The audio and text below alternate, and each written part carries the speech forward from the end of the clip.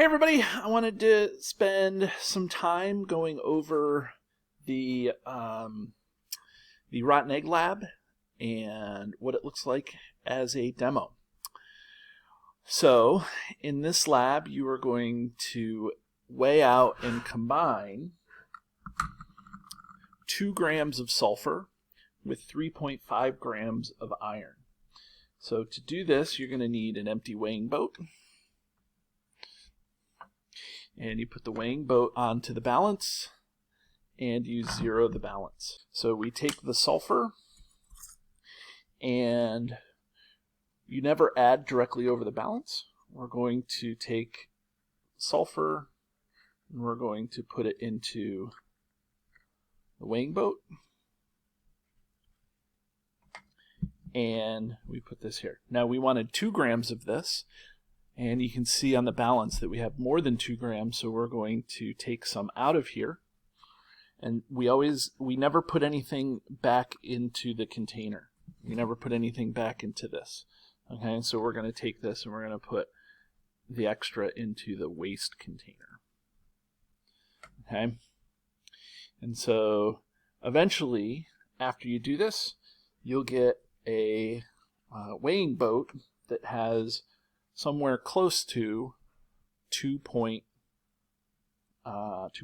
grams. Doesn't have to be exact.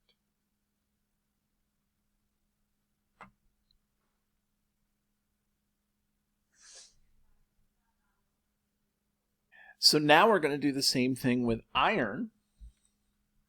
I'm going to get an empty weighing boat. And we're going to zero this out. And in this case, we want 3.5 grams of iron.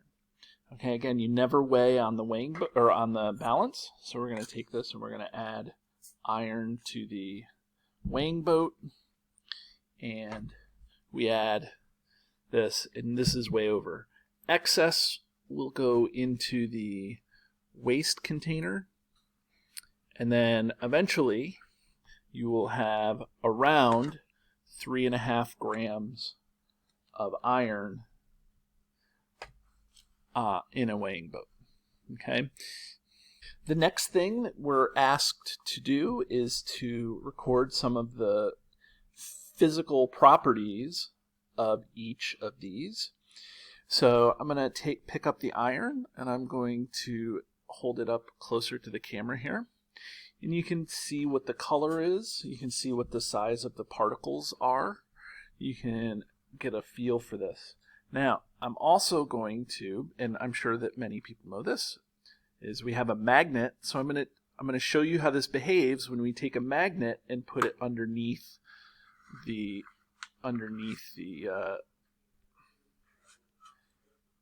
weighing boat. And so you can see that the magnet is pulling the iron all around. So much so that if I let go of the magnet stays connected to the bottom of this. Okay? So that's physical properties of iron. Now we can do the same thing with sulfur. You can see what sulfur looks like. You can see its color, you can see its texture, you can see what it kind of looks like here. Okay, I'll give it a little bit of a mix here with my glass stirring rod. Okay, and now I will, of course, use my magnet, and notice there is no reaction. Actually, what I'm going to do is I'm going to stick this here, and you can hear my magnet just drop, and there it is right there. Okay, so this is not magnetic at all. The next thing that we're going to do is we're going to take and we're going to mix iron and sulfur together. We're going to take both of them and put them in one weighing boat. So now we are going to take this with our glass stirring rod, and we're going to mix it up.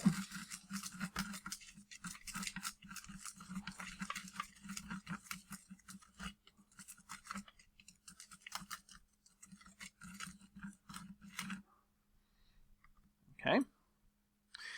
And again, we can go here and I can show it to you. You can see what it looks like. And now again, I will take the I'll take the magnet and show you if it reacts to the magnet. Okay, I'll take my hand out from underneath it. The magnet stays attached underneath I'm going to try to see if I can do this here. You can see it poking its head out right there. Okay, so, okay. Okay, so now what I'm going to do is I'm going to take this and I am going to heat it up. But that's going to require me to go to my to the hood and do it over there. I'm now over at the hood and I can take the sulfur and iron that I combined earlier and I can put it in this test tube.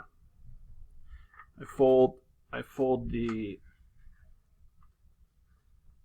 weighing boat in half and it makes it kind of like a funnel. And now I have the sulfur and iron in the test tube. I'm going to take this and I'm going to suspend it above my Bunsen burner.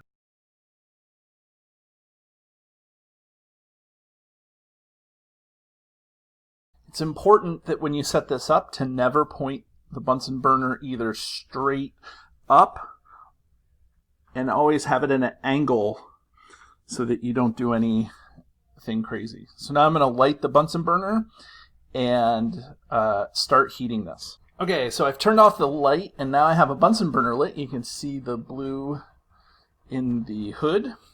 And so what I'm going to do is I'm going to now take this and heat this up until this becomes cherry red.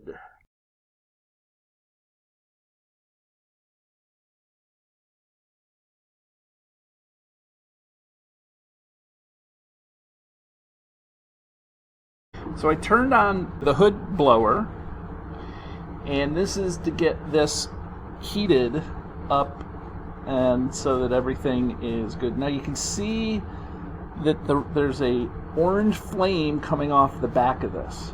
Okay?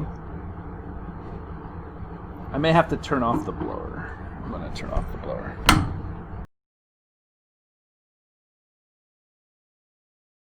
I've turned off the blower so that the flame isn't going crazy in the hood, and I've moved the Bunsen burner up to make sure that the test tube is getting heated up as hot as possible. Okay, and so it's hot, it's getting hot, it's getting hot, and what I'm going to do is I'm going to quench it in this water.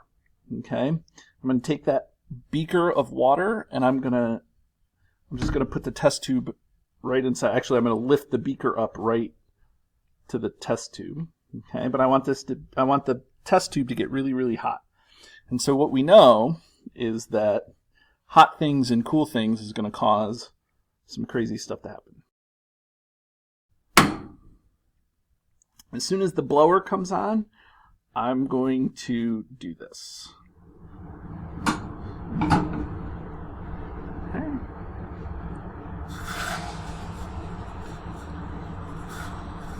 And all of that plume of smoke is indicative of something. So now I will see what we have and go from there. So after you heat up the test tube, it cracks. And now we have this end of the test tube. This can be disposed of in the glass waste.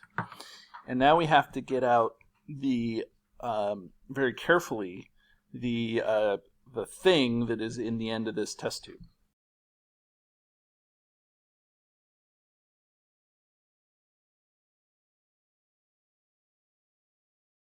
Okay, so now let me show you what I have so far. I have this, the end of the test tube, and I'm going to hold this up to the camera so that you can see it.